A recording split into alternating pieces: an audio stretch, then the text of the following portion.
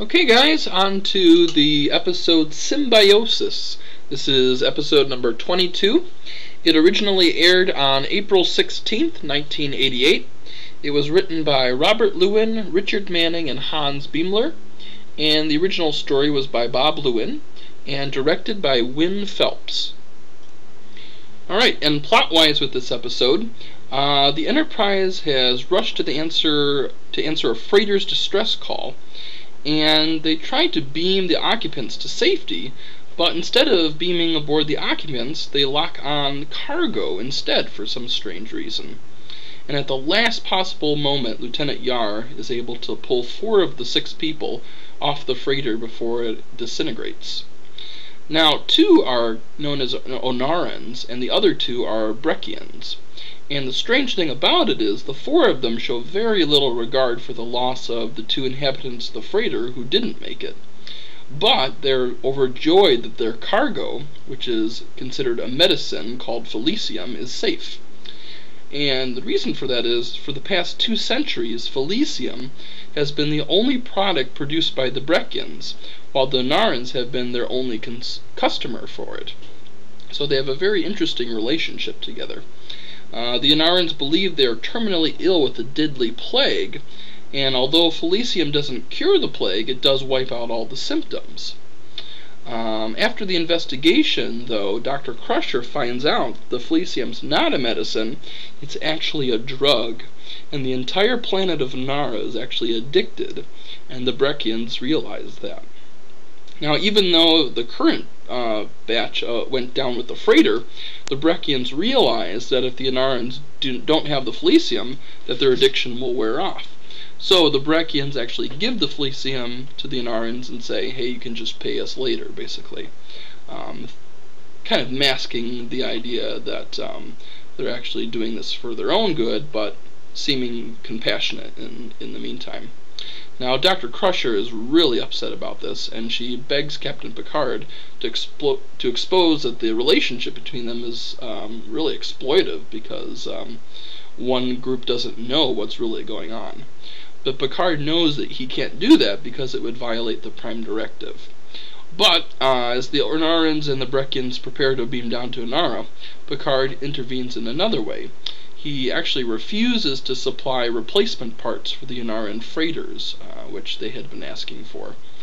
And the Onarans realize that without the parts, the freighters won't run, and without the freighters, there won't be any more Felicium.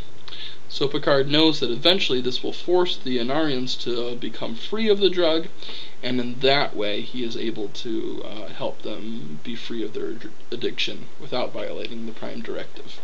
And that's the end of the episode. Now, the episode was actually influenced a lot by Maurice Hurley, who was the co-executive producer.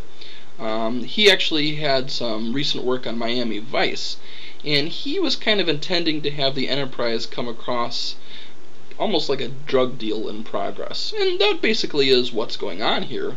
It's just 2 different cultures, and one doesn't realize it's a drug deal, but that's actually what it is. And Hurley was actually responsible for one scene in this particular episode, which is basically a just say no style speech given by Natasha Yar to Wesley. And the cast of this episode really objected to that being inserted in there. I don't know exactly why, but it does seem very cheesy to be put in there, and it's almost like it would be a commercial that you would see on television for a Just Say No ad.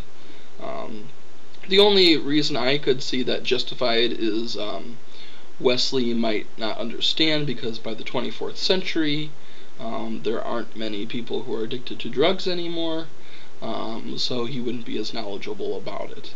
But even so, it just seems like it's a flat-out attempt at, listen here kids, say no to drugs, and they found that to be cheesy, I'm guessing.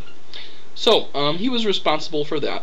One of the guest stars in this episode was named Merritt Butrick, and if you remember, he actually played Captain Kirk's son, David Marcus, in both Star Trek II, The Wrath of Khan, and also Star Trek III, The Search for Spock.